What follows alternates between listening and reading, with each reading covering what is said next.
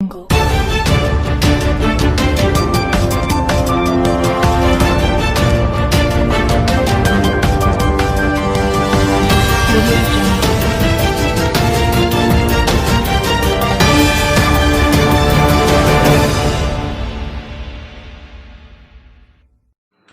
Hello hi friends, मैं हूं जसप्रीत कौर और आपकी दोस्त और इस चैनल की होस्ट।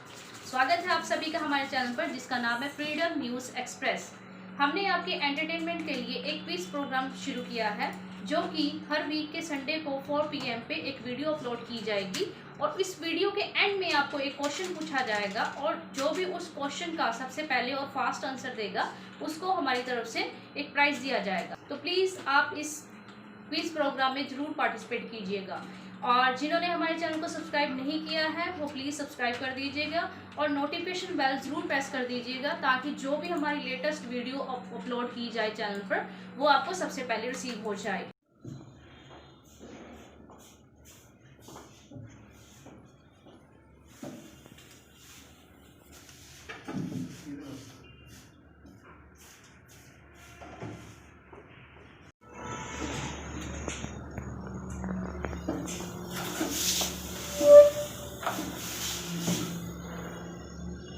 जी नमस्कार दर्शकों, आज स्वागत है आप सभी का हमारे चैनल पर। आज हम लोग आईकॉम के डायरेक्टर की ऑफिस में आए हैं और जैसा कि पंजाब के अंदर अभी आईकॉम ने एक नई शुरुआत की है पंजाब को कवर करने के लिए, इनका एक हेल्थ मिशन है, उसके बारे में आज हम इनके डायरेक्टर से बात करेंगे और मैं चाहूँगा सर हमें पहले ब्रीफ में अपनी जो डिटेल है वो दें। जी नमस्कार। पंजाब और हरियाणा की हर लोकसभा में आईकॉम का एक इनिशिएटिव प्रोग्राम है हेल्थ केयर का, कि जिसमें हम लोग हर लोकसभा में एक integrated health care centre and wellness centre establish कर रहे हैं। और आज आप जो बैठे हैं पंजाब हरियाणा का संयुक्त राज्य का कार्यालय है राजकमल और यहाँ के प्रभारी हैं हीना रानी जी। हम लोग यहाँ हेल्थ सुविधा, हम ये नहीं कह रहे हैं कि पंजाब और हरियाणा में हेल्थ सुविधा नहीं है, हम ये कह रहे हैं कि हर को और घर घर को नहीं है, गरीब के लिए नहीं है। तो हम गरीब से लेकर के और उच्च वर्गों तक के लिए बेहतर अत्याधुनिक सुविधाओं से lace health and wellness centre को लेकर के आए हैं आपके राज्य। जी तो सर आपके इसका जो सेंटर का मेन मकसद क्या रहेगा और आप इसमें किस तरह से लोगों को एक जॉब अपॉर्चुनिटी प्रोवाइड करेंगे? सबसे पहले हम लोग किया है कि वोकल फॉर लोकल। हम लोग जिस लोकसभा में इस हॉस्पिटल को दे रहे हैं वहाँ के लिए एक हम लोग ADR और PDR की व्यवस्था किया है। PDR हो जाएगा पार्लियामेंट लेवल के हॉस्पिटल को देखने के लिए और ADR हो जाएगा विधानसभा के लेवल के हॉस्पिटल को देखने के लिए। सेकंड जॉब क्रिएशन का है कि जैसा कि आप जानते हैं देश में लगभग 70 लाख एलाइड मेडिकल और पैरामेडिकल स्टाफ का शॉर्टेज है, जितना चाहिए उससे 70 लाख लोग का अभाव है। तो हम लोग जो हॉस्पिटल खोल रहे हैं उसमें 16 टेक्निकल लोगों को पहले ट्रेनिंग दे रहे हैं जो कि गवर्नमेंट ऑफ इंडिया और UGC के द्वारा रिकॉग्नाइज्ड यूनिवर्सिटी से अप्रूव्ड होगा। और यह ट्रेनिंग केवल ट्रेनिंग नहीं है, इनकी जॉब ट्रेनिंग है। हम ट्रेनिंग अपने यहाँ 1 साल देंगे और उनके लोकसभा स्थित हॉस्पिटल में 1 साल का जॉब ट्रेनिंग देंगे, उसके बाद उनको टू बी कंटिन्यू करेंगे। तो आप अनुमान लगा लीजिए कि एक लोकसभा में आपके यहाँ 13 है और 16 लोगों को प्रत्यक्ष रूप में, अप्रत्यक्ष में पियून, माली, सफाई को होगा ही, कंप्लीट टेक्निकल 16 लोग होंगे और एक लोकसभा और एक विधानसभा में ये खुलना है। तो मोर देन 4000 से ज़्यादा लोगों का रोजगार क्रिएट करेगा। तो जैसा कि आपका ये आईकॉम जो है ये आप लोग रन कर रहे हो, इसमें अभी तक आप लोगों ने पूरे हिंदुस्तान में इस हेल्थ मिशन के रिगार्डिंग अभी कितने सेंटर्स खोले हैं? देखिए, जब भी कोई बड़े लेवल का काम होता है तो उस पूरे प्रोग्राम को पहले एक जगह पायलट प्रोजेक्टिंग किया जाता है। तो ये पायलट प्रोजेक्टिंग हम लोगों ने 2014 से लेकर के 2016 में किया था। उसमें क्या दिक्कतें आती है, क्या उसमें और संभावनाओं को क्या जोड़ा जा सकता है या टेक्निकल नो हाउ के लिए पहले छोटे लेवल पर एक पायलट प्रोजेक्ट किया जाता है, जो ऑलरेडी हम लोग कर चुके हैं। अब हम लोग देश के 18 राज्यों में कर रहे हैं। आपके राज्य के अलावा मेरा अभी ट्रेनिंग्स राजस्थान में चल रहा है। 25 लोकसभा के लिए एक लोकसभा पर 16 लड़के ट्रेन हो रहे हैं। तो एक प्रोजेक्ट को पायलट किया गया। अब उस पायलट प्रोजेक्ट के अनुभव को पूरे देश में हम लोग फैला रहे हैं। और आपका ये जो राज्य है पंजाब और हरियाणा, ये उत्तर भारत का लगभग पायलट राज्य बनने जा रहा है, जो कंप्लीट राज्य में एक लोकसभा, विधानसभा और पंचायत तक होगा। क्योंकि एक जगह तो हम लोगों ने बिचरा लगा लिया, अब उसको हर जगह फैलाना अब शुरू होगा, जो हम लोग पिछले 1 महीने से कर रहे हैं। राजस्थान हो गया है, उधर दक्षिण में कर्नाटका, महाराष्ट्र हो गया है, तेलंगाना हो गया है। लेकिन उत्तर भारत हिंदी भाषी क्षेत्र, जिसमें पंजाबी को भी हम लोग अपने समकक्ष ही मानते हैं। अब पंजाबी बोलिएगा तो हम हिंदी भाषी हैं, हम समझ लेते हैं। हम हिंदी बोलेंगे तो आपको हमसे घृणा नहीं है, आप हिंदी समझ लेते हैं। तो पंजाब स्टेट को हम लोग नेशनल हिंदी क्षेत्र के लिए मॉडल के तौर पे ला रहे हैं। और देखो राजस्थान को 25 वहाँ के, 23 यहाँ के हम लोग मॉड्यूल ला रहे हैं कि पूरा हिंदी भाषी राज्य देखिए इसको। जी सर, अभी आपको सुन रहा था, जैसे कि छोटा सा मेरे को ये हुआ कि आपका जो मदरलैंड है वो बिहार है। तो अभी तक जो है आपने बिहार से इस चीज़ को शुरुआत क्यों नहीं की? नहीं, बिहार से किया। और आप बड़ा अच्छा सवाल किया है कि बिहार से क्यों नहीं किया। कहा जाता है कि जब दूध से मुँह जड़ जाएगा तो मट्ठा फूक कर दिया जाता है, बिहार में कहावत है। मैं आपके चैनल के माध्यम से कह देता हूँ कि बिहार मेरा मदरलैंड है, बिहार में मैं रहा हूँ और बिहार में मैंने अच्छे कामों के लिए झेला है। मैं जेल की यात्रा कर चुका हूँ, ठीक है। और आप हैं, आप हमसे काम करवाएंगे और हमारे काम का इनाम न दे करके आप हमें बदनाम करेंगे, जेल की यात्रा कराएंगे, तो आपके चैनल में कौन काम करेगा? आपने हमें लगा दिया कि आप किसी का स्टिंग करो, किसी का डेवलपमेंट रिपोर्ट दो, और आप उस डेवलपमेंट रिपोर्ट को बेच देते हैं और जेल हमको भेज देते हैं, बदनाम हमें करते हैं, तो आपके चैनल में कोई रहेगा?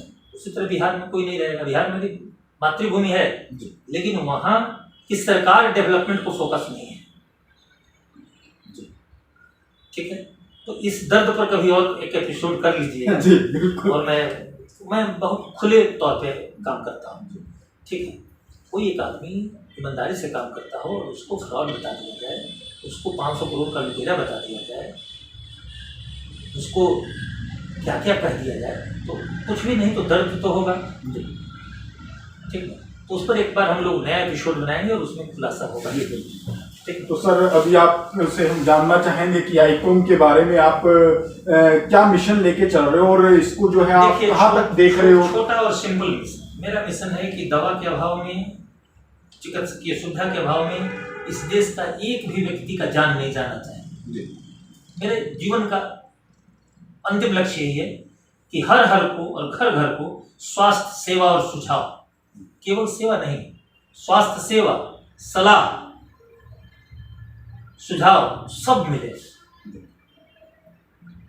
और इसके लिए हम लोकसभा, विधानसभा और पंचायत स्तर पर जा रहे हैं। और आपको एक और बता दें कि एक हाईली इनोवेटिव आइडियाज के तौर पे आप हों, मैं समझता हूं कि अगर आपसे कहूं कि आप अपनी फुल जिंदगी के लिए 1000 खर्च कर सकते हैं तो आप कहिएगा हाँ। और देखिए इस हिंदुस्तान में करने के पीछे रीजन है, 135 करोड़ में लगभग 40 करोड़ लोग बहुत घातक बीमारियों के शिकार हैं, जिसमें डायबिटीज़ है, कार्डियोवास्कुलर्स है, जिसको आप हृदय रोग कहते हैं, हाइपरटेंशन है, मेंटल इलनेस है, कुपोषण है, बहुत सारा 40 करोड़ लोग। और इस देश में 24 करोड़ हाउस होल्ड है, तो 40 करोड़ को बांटिएगा तो ऑलमोस्ट हर घर में रोगी है। और रोग कोई परमात्मा का देन नहीं होता। ठीक उसी तरह सपोज दैट आप मेरे पिता होते तो क्या आप हमको कष्ट देंगे? कोई पिता अपने पुत्र को कष्ट देगा तो परम पिता कैसे कष्ट देगा? तो मेरा सिंपल फंडा है कि बीमारी प्राकृतिक का देन नहीं है, प्रवृत्ति का देन है। और प्रवृत्ति को सुधारने के लिए, उसको रास्ते पर लाने के लिए एक कंपेनिंग प्रोग्राम भी होना चाहिए। तो हमने कहा ना सलाह भी लेके जा रहे हैं, और आपसे पूरे जीवन काल में 1000 रुपया आईकॉम ले रहा है और आपके स्वास्थ्य का ठेका ले रहा है। जैसे आप 1 लाख रुपए का एक बाइक रखते हैं तो आरसी रखते हैं, हम आपका पूरा हेल्थ डाटा मैनेज करेंगे और समय समय पर आपको सलाह देंगे, सुविधा देंगे और कहेंगे कि आप प्रिवेंटिव टेस्ट कराइए, आइए, कोई पैसा नहीं लेंगे आपसे, आइए। और हम लोग जो नया इनोवेटिव डिज़ाइन किए हैं कोऑपरेटिव हेल्थ, तो कोऑपरेटिव हेल्थ का मतलब ये होता है कि आप हमारे मेंबर हैं तो आपके पूरे हेल्थ का जवाबदेही मेरे पास हो। जैसे आपके किसी कार इंश्योरेंस की जवाबदेही आपके सर्विस सेंटर को होती है, उस तरह हम लोग समझिए कि ह्यूमन सर्विस सेंटर पंचायत स्तर तक लगा है, और ये देश में पहली बार ऐसा कॉन्सेप्ट हो रहा है। थोड़ा अविश्वसनीय आपको लगेगा कैसे इतना बड़ा काम होगा, लेकिन इसका विकेंद्रीकरण किया गया है। और विकेंद्रीकरण से जब ये लैंड करेगा ट्रेनिंग, हम आपको ट्रेनिंग का पार्ट भी दिखाएंगे। जब हम आपके चैनल पर आए हैं तो लोगों को इसकी सत्यता का पता चले, तो एक पार्ट करेंगे जिसमें हम लोग आपको ट्रेनिंग भी दिखाएंगे। हम लोग अपने से आपको ले चलेंगे और ट्रेनिंग का माहौल देखिएगा, बच्चों से मिलिएगा। हमसे मिलकर आपको उतना अच्छा नहीं लगेगा। हमारा मिशन ही है कि हम इस देश को रोग मुक्त बना दें और आपकी चिंता दूर कर दें। आपको चिंता ना हो कि हमारी पत्नी, हमारे बच्चे बीमार होंगे तो हम क्या करेंगे। Just I come standing behind your entire family. You don't worry about any kinds of illness. जी, अब जैसा कि अभी हम लोग देख रहे हैं कि कोविड-19 के टाइम पे जो हालात देश के हैं, अभी कोविड से उभरने के लिए देश को कितना टाइम लगेगा, और आपके लिए भी एक बहुत बड़ा चैलेंज है कि जो आप लोगों ने मिशन का बीड़ा उठाया है, इस मिशन में ट्रेनिंग वगैरह जो है आजकल मैनुअली ट्रेनिंग कर पाना बहुत मुश्किल हो रहा है, तो उस चीज को आप किस तरह से देख रहे हैं? सबसे पहले तो उसने कहा कोविड, देखिए कोविड वैश्विक महामारी, पूरे विश्व के सिनेरियो में देखिएगा तो हिंदुस्तान बरस से, हिंदुस्तान में कोई इतनी बड़ी त्रासदी नहीं आई जितना हेल्थ का मर्म समझाने वाला अमेरिका, यूके, ऑस्ट्रेलिया आया है। और अब लॉकडाउन की प्रक्रिया शुरू हो गई। अभी ट्रेनिंग हम लोग ऑनलाइन दे रहे हैं, 3 महीना हमारा चल रहा है ऑनलाइन ट्रेनिंग। हालांकि आपने सही पूछा कि ऑनलाइन ट्रेनिंग मेडिकल में संभव नहीं है, लेकिन थ्योरी संभव है, फोटोग्राफी दिखा करके संभव है। तो बच्चे को कंटिन्यूटी में रखा जा सके, उसके लिए हम लोगों ने तय कर लिया कि 3 महीना हम ऑनलाइन ट्रेनिंग देंगे। ऑनलाइन ट्रेनिंग के बाद 70 बच्चों को ट्रेनिंग की व्यवस्था सरकार ने कर दी कि आप ले सकते हैं। और लॉकडाउन जो लास्ट आ रहा है, आई थिंक कि मार्च से, तो इंस्टीट्यूशन के लिए भी है, गाइडलाइन आ रही है। तो उसके बाद फिजिकल ट्रेनिंग होगी। दूसरा आपने कहा कि कोविड के बाद, तो देखिए कोविड के बाद हेल्थ सेक्टर काफ़ी तेज़ी से इमर्ज करेगा। और कोविड रिस्पिरेटरी डिजीज है, और अभी आपको कहें कि कोविड आपको है कि नहीं, तब कहिएगा कि टेस्ट करा लें, लेकिन ये गलतफहमी है। जिसको हुआ है उसको तो बहुत सतर्क रहने की ज़रूरत है, जिसको नहीं हुआ है उसको भी टेस्ट करवाने की ज़रूरत है। और केवल कोविड निगेटिव है कि पॉजिटिव है, ये नहीं टेस्ट करवाने की ज़रूरत है। कोविड आपके अंदर आया और चला गया, आपको पता भी नहीं चला। आपके रेस्पिरेटरी को कितना डैमेज किया, रेस्पिरेटरी आपका कितना ठीक है और फर्दर ठीक रहे, मजबूत रहे, आपका इम्यून बेटर रहे, ये मजबूत रहे, इसके लिए हम लोग एक रेस्पिरेटरी लैब बैठा रहे हैं, जो संभवतः आपके पंजाब और हरियाणा के एक लोकसभा में विद इन द 3 मंथ हम दे देंगे। इसके लिए 15 दिन की ट्रेनिंग है। 15 दिन जो करेगा ट्रेनिंग, उसको लैब एस्टेब्लिश करके देंगे। और वहाँ अगर आप बड़े शहरों में जाइएगा रेस्पिरेटरी का जांच कराने, तो 2500 से 3000 लगेगा। अच्छा, हमने कहा कि आप निगेटिव हैं, आप तो निश्चिंत हो गए, लेकिन आपको हुआ और निकल गया, आप 3% आपका रेस्पिरेटरी डैमेज है, समझ आपका फेफड़ा प्रभावित है, आपने कोई उपाय नहीं किया, एक काल के बाद जाकर आपका पूरा फेफड़ा खराब होगा। और अभी कोई सिस्टम नहीं है, तो हम लोग एक बड़ा सिस्टम लेके आ रहे हैं, रेस्पिरेटरी लैब, जहाँ मात्र आपको 99 रुपये में टेस्ट होगा और हर महीने आके आप करा सकेंगे। तो देखिए, हम लोगों को पैसे पर मत तोलिए कि पैसा के लिए हम लोग आए। हम लोगों का पहला ही है कि हर को घर घर को स्वास्थ्य सबसे बड़ा है धन, जिसको निकले हैं बचाने हम। आईकॉम का सीधा नारा है। और पैसा हर सेक्टर से कमाने की जरूरत नहीं है। स्वस्थ लोग हो जाएंगे तो और सेक्टर पैसा कमा कर देगा। हम पहले लोगों को स्वस्थ तो कर लें। आईकॉम का यही नॉर्मल है, नेचुरल फंड है।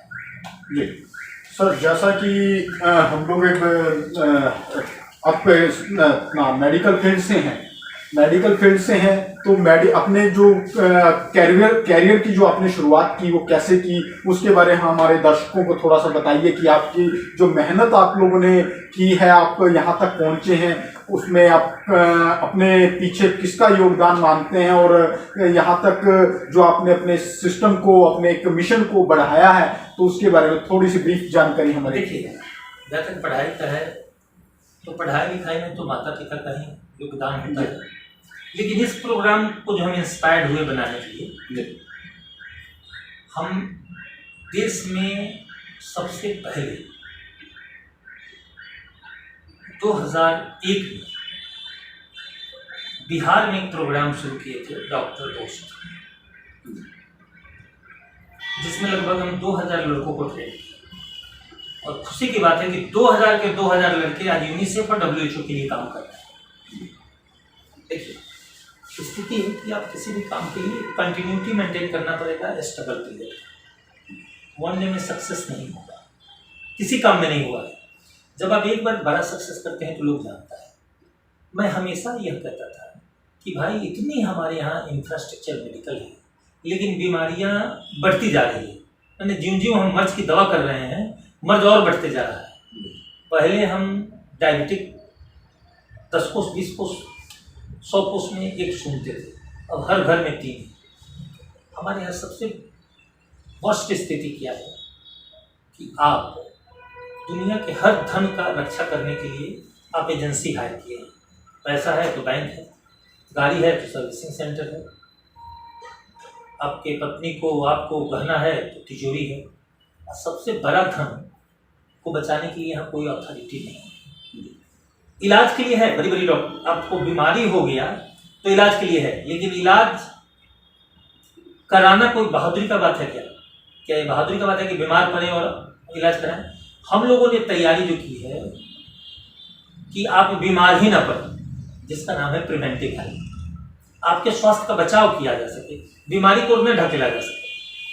तो यह स्ट्रगल एक्चुअली बहुत पहले से शुरू आया है और एक मैच्योरिटी के रूप में एक 2015 में जब भारत के प्रधानमंत्री नरेंद्र मोदी ने बात किया कि अब हेल्थ केयर पर काम करने की जरूरत नहीं है, अब प्रिवेंटिव हेल्थ केयर पर काम करने की जरूरत है, तो मैंने बड़ा इसको अध्ययन किया, तय किया, सोचा और कहा कि भाई लगभग मैं जब से होश में हूँ तो इंदिरा गांधी को एज ए PM देखा, राजीव गांधी को देखा, नरसिम्हा राव को देखा।